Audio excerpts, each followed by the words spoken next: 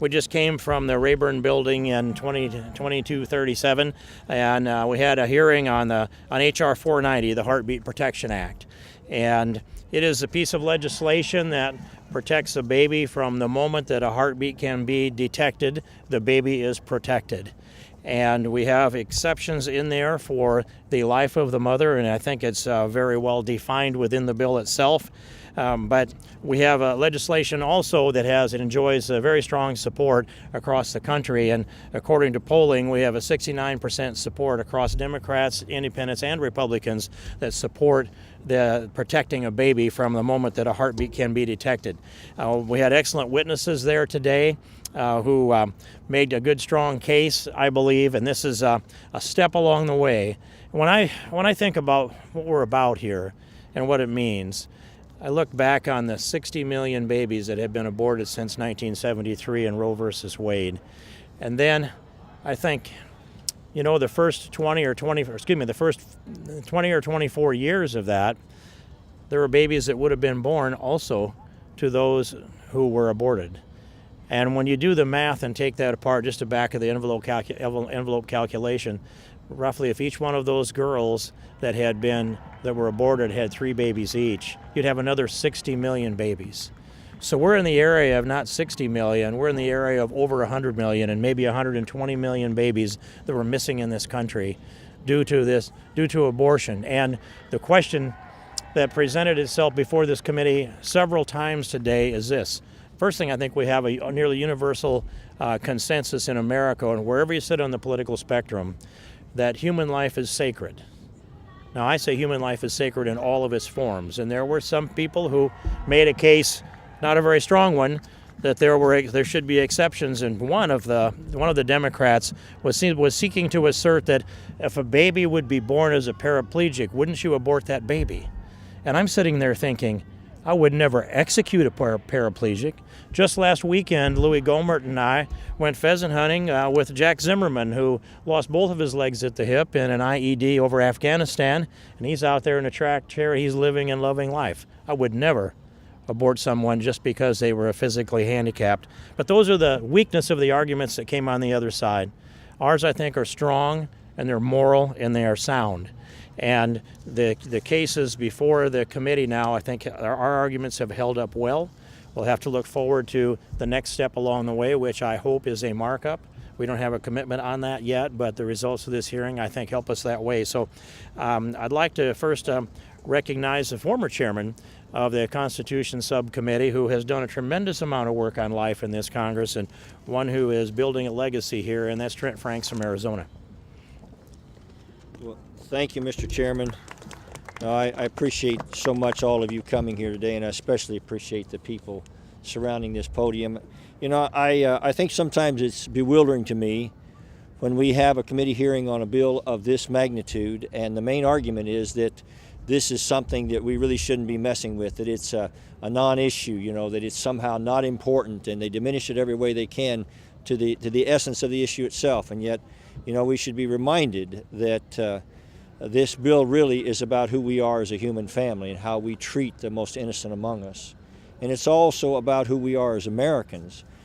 This notion that we still hold truths to be self-evident, that all of us are created and endowed by our Creator with the unalienable right to live. I mean, that's as basic to America as you can possibly get.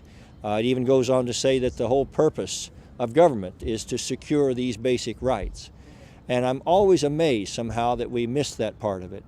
And I sometimes want to ask myself the key questions, do the words of the Declaration of Independence, do they still hold sway among Americans? I believe they do. And the real question about this whole issue, ladies and gentlemen, and it's one that we can't seem to get an answer from our opponents on the left, is does abortion take the life of a child?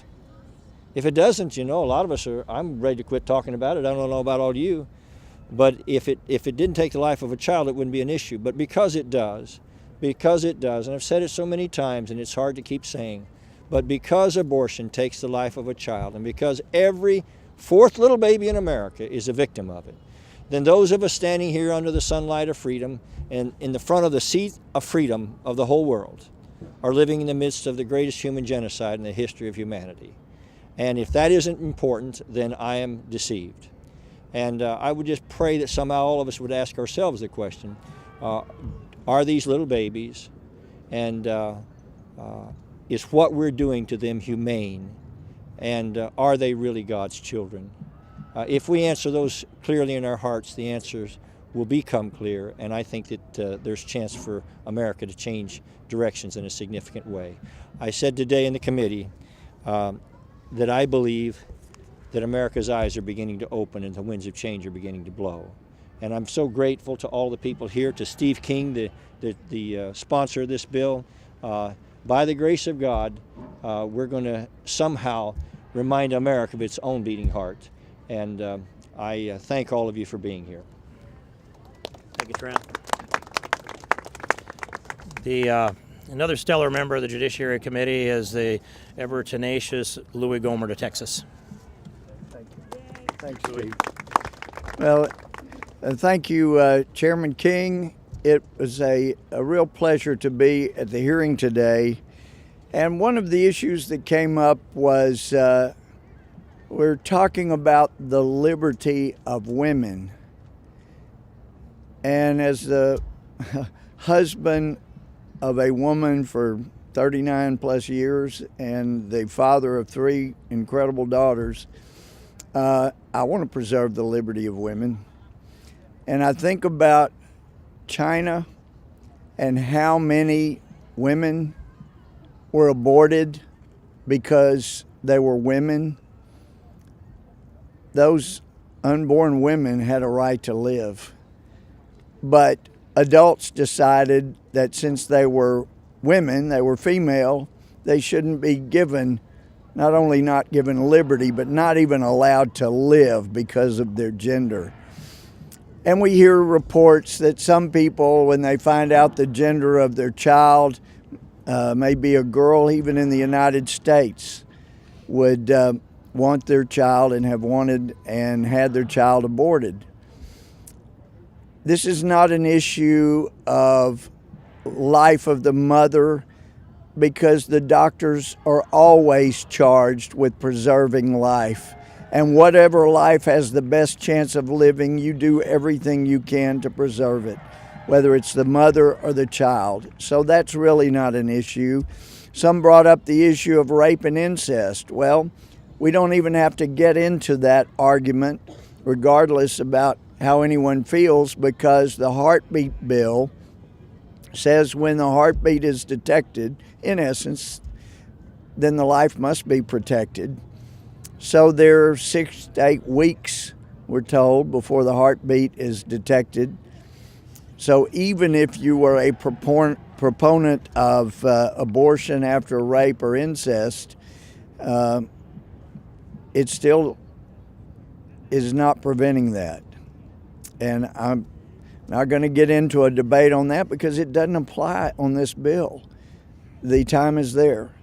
So that makes it clear, even for those who say, I can't support any pro-life bill that doesn't make an exception for rape or incest, well, you can still support this bill. This is about life, and you can't have liberty without life. And I'm just grateful to all of those. Janet, everyone that has been out here, appreciate the witness today. The witnesses were just superb. Our friend Star Parker, I'm sorry she was insulted. I've known Star for many years, just as I've known virtually every member of the committee for years. And there is nobody on our committee, and my apologies, but I don't believe there's anybody on our committee that shares the level of wisdom and intelligence of Star Parker. And so she certainly did not deserve any kind of insult. She's an amazing woman, and those are that have pushed this far. So thank you for all you've done. It's an honor to stand with you. Thank you, Louis. Next member of the Judiciary Committee out of Louisiana, Mike Johnson. Where'd you go, Mike? There you are. Thank you, Mr. King. It was a remarkable moment. I'm not sure if everyone here with us at the press conference was in the hearing, but we saw an ultrasound live to tape with a young mother sitting there, and we saw the unborn child, baby Lincoln, he's named. it was a remarkable moment. It might have been a historic moment in the Congress. I'm new here, but people ask, why do you care so much about this issue? Why would you sign on so early to be a co-sponsor of the heartbeat bill? And the way I explain it is in very simple terms to the people back home and the people around the country. I like to quote G.K. Chesterton. He was a British philosopher, but he said America is the only nation in the world that's founded upon a creed. And what's our creed? It's what Congressman Franks mentioned. It's the second paragraph of the Declaration of Independence. We hold these truths to be self-evident. It's a self-evident truth that all men are created equal and endowed by their Creator with certain inalienable rights, that among those are the rights to life, liberty, the pursuit of happiness. Why is that our creed? Why did the founders list life first? They listed it because they understood that we are made in the image of a holy God, our Creator, and that He's the one that gives us our rights, not the government. Our rights are inalienable, and the right to life is the first and most fundamental of all those rights. The reason that we recognize that is because we understand, since we're made in the image of God, our value and the value of every single person is inestimable. It's not related in any way to our race or socioeconomic status, where we come from, where we went to school, or what we do for a living. Our value is inherent in who we are as a human being. And that's what we recognize with the heartbeat bill. We're going to save a lot of lives when this changes the law in this country. And I'm proud to stand here with these great warriors for the cause of life, for the vision of the founding fathers, and for the creed of our great nation, the greatest nation in the world. Thank you. Thank you, Mike. Now, a doctor who does know what this is all about, Dr. Andy Harris. Thank you, Mr. King. You know, I'm an anesthesiologist by trade, and it's interesting because I will go and see a patient preoperatively, and I'll tell them, I put electrocardiograph leads on and to measure your heartbeat. I have yet to have a patient ask me, well, gee, why do you put them on? Because everyone knows when there's a heartbeat, there's a human life. Yes. When the heartbeat ends, the human life ends. The corollary to that is when the heartbeat begins. Everybody appreciates, although a human life starts early, that there's a human life there. And this human life is not a blob of tissue. It's not chattel. It's a human life. This bill makes that self-evident to anyone who understands. That's why a vast majority of Americans will agree with us that the heartbeat indicates a human life is there. And as Americans, we understand intrinsically that human life deserves protection. That's the beauty of this bill. That's why I strongly support this bill and its passage. Thank you. You're here. And the gentleman who offered the prayer this morning, Jody Heiss. Thank you very much. I appreciate you being here, and it is, as has already been stated, an incredible honor to stand here with these warriors, all of whom understand the sanctity of life. And life is not something to be trivialized or to played with. And we are grateful to Steve King for sponsoring this bill, for Janet and a host of others. It's been a collaborative effort to stand for life, and none of us up here are ashamed to stand for life. In fact, we are honored to stand for it, and we will continue to stand as long as we possibly can. As has already been stated, this is an inalienable right. We understand that life itself is a gift of God. It is not something granted by government or any institution. It is a God thing. And our task, among other things, is to guard and to defend, protect those inalienable rights, without which we understand if there is no right to life, there is no liberty. There is no ability to pursue happiness. Right. This is the foundational principle of everything else that we as Americans stand for. And so it is just a tremendous honor to be a part of the WHIP team. We now have in the ballpark of 170 co-sponsors and continuing to increase that number. And we are going to push and push and push until we get a vote on the floor and move this bill forward. And again, it's just an incredible honor to stand here and to support this bill, and I thank you for being here as well. You're here. Thank you, Jody. And the second doctor in the ranks here out of Louisiana, Ralph Abram. Thank you. The moral and ethical arguments for this bill are strong. I support them with every breath in my body. But as Dr. Harris mentioned, as physicians, we have been at the bedside and been very honored when the patient has taken literally their last breath. And you put the stethoscope on their heart and you hear the last heartbeat and you look at the clock, and that is the time of death, is when the heart stops beating. So medically, would it make sense? That's when life starts, when the heart starts beating. So I think we've got it from all points of view, moral, ethical, and now medical. So this is a great bill. I'm proud to be a small part of it, and we certainly wanted to see it come to fruition and pass. Thank you. Thank you, Ralph. And now I'd like to introduce the gentleman who speaks with the clarity of the morality of the state of Oklahoma, Steve Russell. I appreciate Steve King's leadership on this issue. For me, these are not academic issues. 3 of my 5 children are adopted. The notion that there are unwanted children, let's find out. Give them a chance. There's going to be people out there that will love them, that will accept them, and will take them. We can carve up a child and call it a choice. We can cover acts of barbarity with the veneer of civility. But what we can never do is escape our accountability before a mighty God. What this bill does, and those that stand with us here today, is gives us a chance to stop one of the most horrific things that we as the United States have ever endeavored in. And I'm proud to stand with them, and now we need to stand for life. Thank you. Here, here. Well done. Thank you, Steve Russell. I want to thank all the members. We've just been informed that they've called votes a few minutes ago. In the minutes that I have, I'll stay here as long as I can.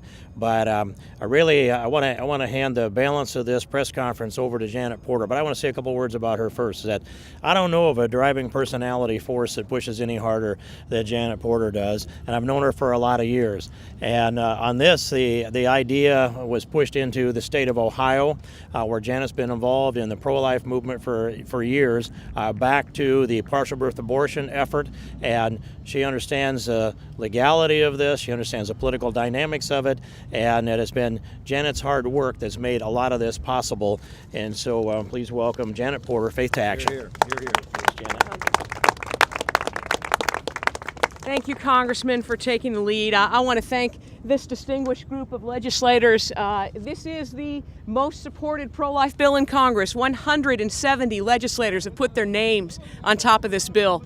But it's also the scientific solution to abortion upon which America can agree.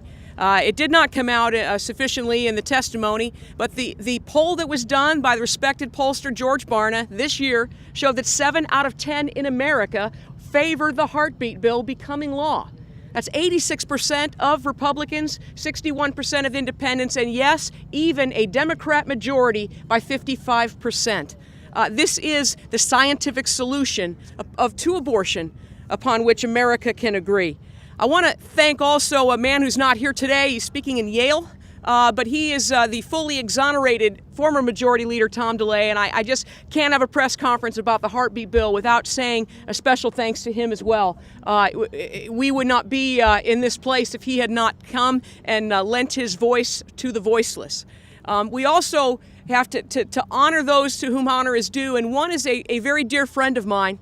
I may have been involved in introducing the nation's first heartbeat bill in Ohio back in 2011, but it was Senator Jason Rapert who got the job done first.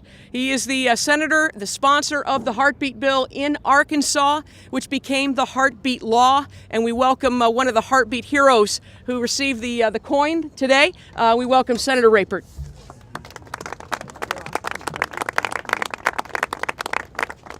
Well, I want to thank Janet Porter and everyone that has come out today to speak for life. I didn't know when I got into the state legislature that the pro-life issue would become a dominant issue in my career. I simply was like many of you. I believe that when there is a heartbeat, there is life. I ran across some legislation from Janet Porter and those in Ohio that drafted it, and we filed that bill in the state of Arkansas. We passed that bill with an overwhelming supermajority in our legislature, And a large majority, over 60% of the people in the state of Arkansas said, Representative King, that a heartbeat should be protected from the moment of detection. And so your bill, sir, which was the original starting point for our bill, is exactly what the people of Arkansas stood for. From that point forward, I want to say here that I thank each of these members of Congress, because I believe that today you are actually at the starting or the beginning of the end of abortion in America as we know it.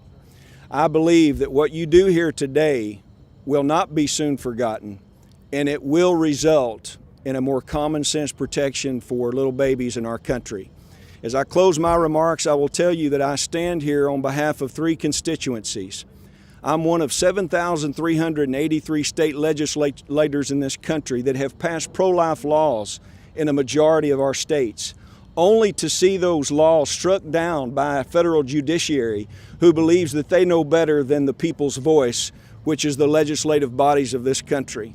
I stand here and throw my support behind Congress and ask this national legislative body to once and for all protect the lives of unborn babies. I also speak out for those 60 million little babies that have been taken in our country, and to tell you, what kind of country are we when we protect dogs and cats to a greater degree than we do unborn human beings?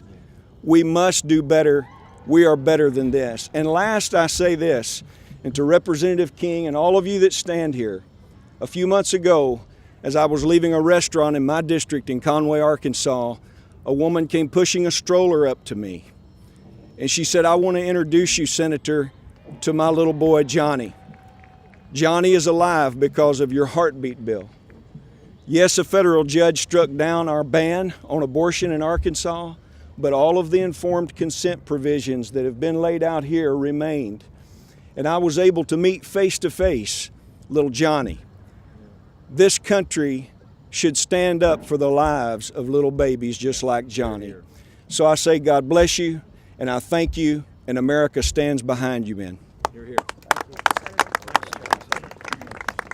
For those who missed the hearing, let me tell you my favorite moment of the hearing was when the youngest to ever testify in Congress testified today.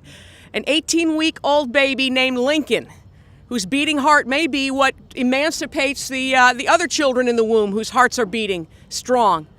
And so we have with us the mom of baby Lincoln, Mackenzie Miller, if you'll come forward. Also Melanie Miller from the Ashland Pregnancy Care Center, who is not related, they're not related, but the two of them came together. We were up to the wee hours to make sure we had the best images of baby Lincoln, and now the world knows that we're not talking about a glob of tissue. We've talked for so long, they've pretended that abortion doesn't stop a beating heart. But isn't it interesting now? Everyone is recognizing, yes, abortion stops a beating heart, but with the heartbeat bill, a beating heart will stop abortion. Lincoln, the star of the entire testimony, from my opinion, is Mom. We welcome Mackenzie. I am so humbled and blessed to be Lincoln's mama, and okay. But I just hope that today being able to hear Lincoln's heartbeat will help pass this bill so that other moms have the same feeling that I can have, and that other innocent lives can be saved. Thank you. Thank you. Well, again, thank you. It is such an honor and a privilege to be able to showcase to the nation a window into the womb when we are able to detect the heartbeat. What's really powerful about the Pregnancy Center ministry, there's 2,500 pregnancy centers that are pro-life across this nation, and the ultrasound technology is what makes the difference. 80% of moms who see their baby's heartbeat on an ultrasound will choose life. And Mandy Ross, our ultrasound sonographer, we could not do this without her. It's her training that allows us to get these detailed images, for her to be able to pick up the heartbeat and the Doppler, so there's an immediate bonding experience that happens between mom and baby. So here's Mandy Ross. Thank you. Hello, thank you for inviting us to come out and speak upon behalf of those of the voiceless. That's what we're here for. Put your hand upon your heart. Everybody, I just want you to feel your heartbeat. Now, there are those in this country that tell us that they get to choose whether or not to stop that heartbeat. Could you imagine not having a voice to say, I'm here, I'm alive, I have a heartbeat? That's what we're here today. And I just pray that today makes a big difference, that we are able to speak for those that are unable to speak for themselves. Thank you. Thank you. Appreciate it. That child's heartbeat really is an SOS, and it's so great that the committee and these incredible members are willing to heed that SOS, to listen, to pay attention to that baby's cry.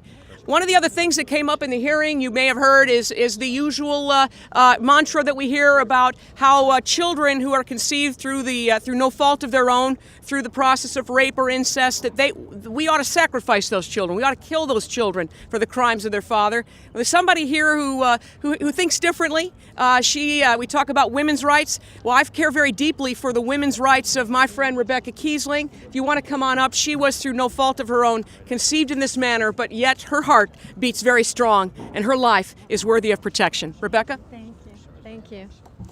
I'm very glad to be here, and I'm very glad to be alive. I was conceived when my birth mother was abducted at knife point by a serial rapist. She went to 2 illegal abortions prior to Roe versus Wade, and I was almost aborted. She was pro-choice when we met and told me that if abortion had been legal, she would have aborted me. So I literally owe my birth to lawmakers, to legislators who protected me, who recognized that mine was a life worth saving, even in cases of rape. Now, one of the congressmen, I believe it was Congressman Raskin, raised the issue of in cases of rape. And, you know, I don't believe that he contemplated that there was actually someone present who he was targeting with his rhetoric. And I did have the opportunity to speak with him afterwards. And I told him my story, and it was very interesting because he said, well, I'm really glad that you exist. You know, I'm really glad that you're alive. I said, yeah, but you wouldn't have protected me. And there are children like me who are every bit as deserving of protection. And I could just say, oh, well, I got to be born. But there's others who are still yet at risk. And there should never be an exception. I want people to remember my heart beats just like everyone else's. And all of us are worthy of protection. Thank you. Thank you, Rebecca. Couldn't agree with those statements more. We have someone who testified today in the committee, who we are very glad has joined us at the press conference. She gave a very compelling word as a former abortionist who can tell us more about what she's learned, having been up close and personal in the industry, and now wanting to protect babies whose beating hearts can be heard. Dr. Kathy Altman, we're grateful for your presence. Come on up and join us. Thank you. Thank you for your courage. Thank you, and I'm a chicken, and I didn't know I was going to do this, but I just think coming from a obviously pro-choice position, pro-abortion position, over time, having done abortions, having counted body parts, it took a while, but I finally realized that I never thought that wasn't a little person. I knew it was a little person. I just thought it was the lesser of two evils. But I finally realized that we need to protect those little people. My right to convenience as a woman should not trump the right of a person to live. And that's the bottom line. And my cousin actually was born of a Bangladeshi woman who was raped by a Pakistani soldier. She survived her mother's abortion and was then rescued by Mother Teresa's nuns. She was then adopted by my aunt and uncle. I can't imagine her not being here. I have so many colleagues who had abortion been available to their mother. Had their mother not been too far along, they would have been aborted. For some reason, just because we can't see that little person, they haven't already been delivered, we don't know what they're going to become, we can totally disregard their life. And I think it's unconscionable that we passed Roe v. Wade, and I'm thankful that there's now going to be an attempt to overthrow it. Thank you. I'll say one more thing. If each and every one of you were there for an abortion and you had to count the body parts, you would outlaw it in a moment. And yet the pro-abortion witness said that dismembering that child is humane to pull it limb from limb and legs and arms apart. It was appalling. But we've been walking the halls and talking to members. There's been a group that's stuck with us. Sorry, Walter, I just saw you now. We'll get you next. I hate not going to you first because you're so important, but I'll come to you next. But one of the groups that has been with us from the beginning, from the very beginning, has been Phyllis Schlafly's Eagles. Many of you know Phyllis Schlafly was a very dear friend of mine, the woman who stood against the Equal Rights Amendment. I reminded some of the members that when she fought against this amendment that would have brought with it abortion and the redefinition of marriage, the unraveling of the family, she did it when she had not a friend in Washington. She fought 3 presidential administrations. She fought the entire Congress, all the House, all the Senate, all the media. And she didn't have social media. There was no cell phone. There was no Rush Limbaugh. There was no fax machine. And yet she fought against that. And people suggest that when we have a Republican president, a Republican House, a Republican Senate, a new Supreme Court being ushered in, that we should do something less than protect babies whose beating hearts can be heard? That's absurd. And so with that leadership in mind, Phyllis Schlafly chose as her replacement as president of Phyllis Schlafly's Eagles, a friend of mine named Ed Martin, who flew in today from St. Louis to speak to us today. We're so grateful for you making the trip, Ed, and for all you've done up to this point to get us here. Thank you. Thank you, Janet. Thank you very much. I had prepared some remarks to tell a quick story about how Phyllis Schlafly, the late Phyllis Schlafly, when she met with Donald Trump on March 11th, 2016, she handed him a copy of the 2012 platform at Republican Party and said, "Will you help me make the 2016 platform conservative?" And Trump said yes. He honored his word at the convention in 2016, and the Republican Party platform is pro-life through and through. It's pro-family, it's pro-military superiority. It's the greatest. Phyllis Schlafly said it was the best platform ever. But we have to live up to it. And I think what I would have said was that the age of Donald Trump shows that the impossible is possible, just like Phyllis Schlafly taught us. Things that we didn't think even a year or two ago were possible are happening. That's happening whether it's international affairs, the economy, the cultural revolution that was so against us that seems to be turning it towards our side. And on life, we need to be bold, and that's what the heartbeat bill is. But I would have said all that, but instead I want to address Congressman Steve Cohen. Congressman Cohen, at the end of the testimony today, engaged in what is the lowest form of race baiting. It's the lowest form of despicable behavior. He used what is so perfectly entitled a dog whistle for racism. He called an African-American woman who expressed her own opinions on public policy based on her own experience as a black woman who had had an abortion in her life, and he called her a word that has been used by every bigot from this man, Steve Cohen, back to the worst you can think of. He called her ignorant. And he didn't call her ignorant in a private meeting, in a heated moment. He called her in a public meeting with the cameras rolling so that the world could see in the greatest deliberative body, that United States Congress, we have men like Steve Cohen that will use a dog whistle to demean a black woman. I wait for Nancy Pelosi and the left to rise up and to handle Steve Cohen, and we should all wait for him. And when they do, when they address his bigotry, his disrespect for a human person, then we should say, while you're at it, let's talk about the life of the unborn. While you're at respecting Star Parker, who is an American leader and someone who's respected, who has an opinion, then let's talk about how we can do better for the babies and the heartbeat bill. And I hope that that will be a footnote, a very ugly footnote in this process, but something that's very important and incredible to behold. The idea, imagine if a Republican had said that to a woman, to an African American, to anyone. There would have already been massing, protestations and people gathering. And so we'll find out quickly, and I look forward to leadership on that. So congratulations to Steve King. Congratulations to these leaders for progress. Janet Porter's leadership is spectacular, and we look forward to saving babies and making America really, really pro-life again. Thank you all. Many of you, like I, stood here and heard the president give his inaugural speech. And one of the things he said was, we're going to make America safe again.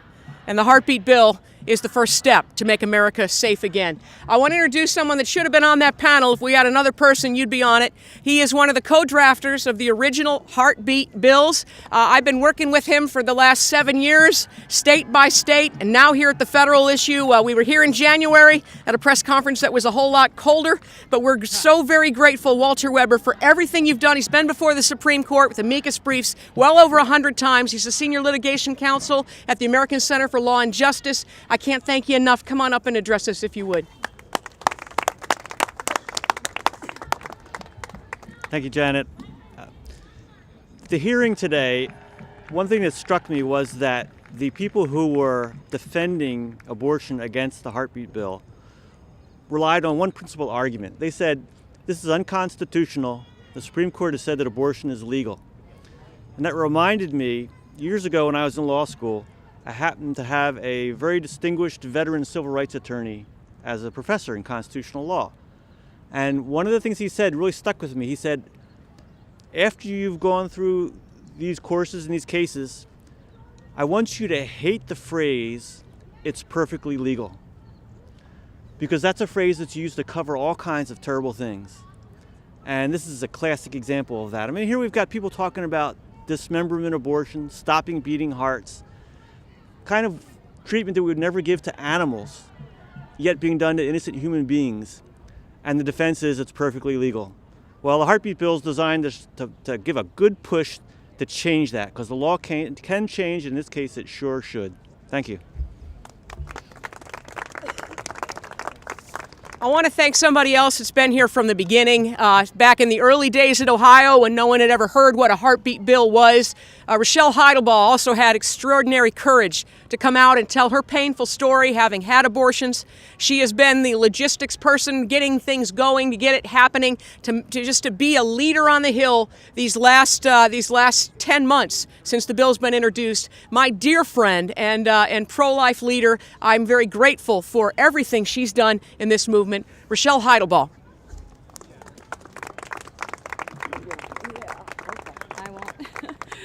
I'm just very humbled to be here. And as a woman who had the right to a choice, I have to tell you all that it was the worst choice I ever made of my life. I pray to this day that no woman has to experience what I've experienced, and millions of other women in this country experience, the devastation and the heartache and the word abortion. It's not abortion. We're murdering our children. And I so wish the excuse of the rape and incest would go away, because those children are babies, they're children. I was the victim of a date rape, and I bought into that terrible, terrible lie.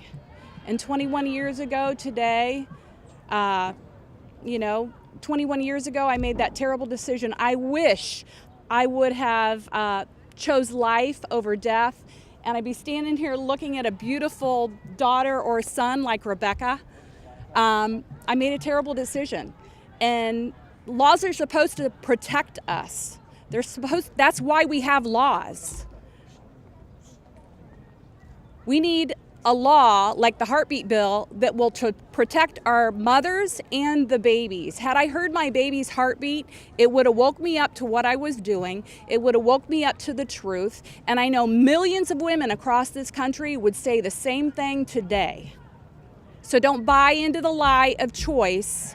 It's just not right. It's death, period. Thank you so much, and God bless you all, and God bless this country as we move in a totally different direction and respect and love the babies in the womb. We're going to make America safe again, starting in the womb. Thank you. Nice to see so many people wear red in support of the heartbeat bill, isn't it? Really. I've got to introduce my good friend Larry Sarignano. He's with Children's First. He is a bold leader for life, and yet he's understated, but he's bold in pretty much everything he does, including how he dresses. He'll wear red pants. So if you got a guy that wears red pants, you know he's pretty much committed to the pro-life cause, and we couldn't be more grateful. Larry. Thank you, Janet.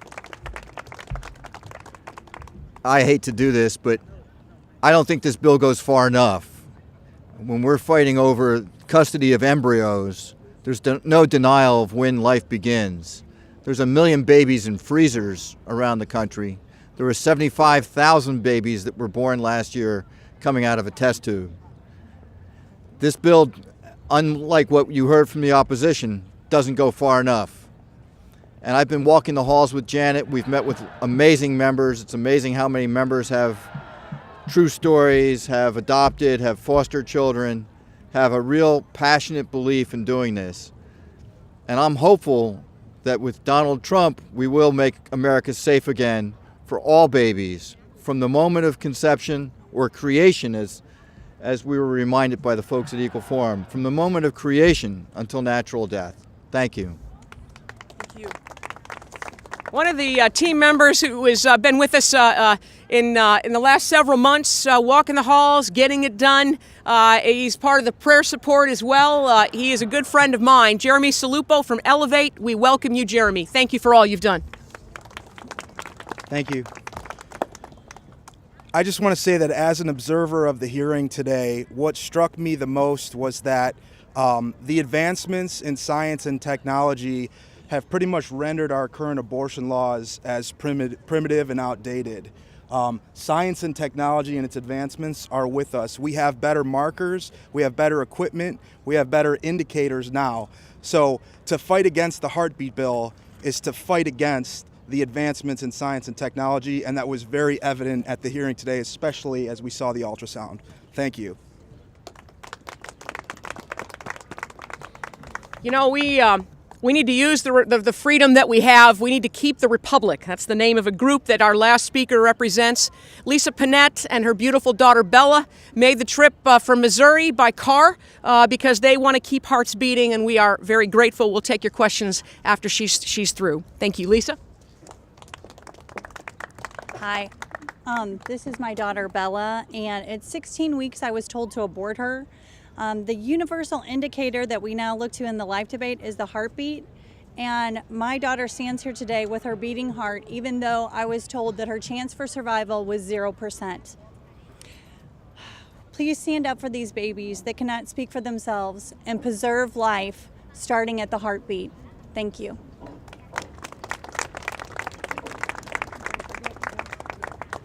We'll go ahead, and we've got just a short period of time. We have time for questions, Sarah? We got a minute or two for questions. Hang on a second. Anybody else from a news agency? We have 1 minute? All right, you have one question. Rewire is a pro-abortion agency, but go ahead. It's not. It's actually a news organization. Okay. I tried calling it yesterday. Okay. You've got a question. Your time's ticking. Okay. Did you get any commitments from Vice President Pence or the White House to get this bill forward? Good question. And yes, we met with Vice President Pence, and the quote that he gave me the favorite thing that he said to me was, "I love the heartbeat bill."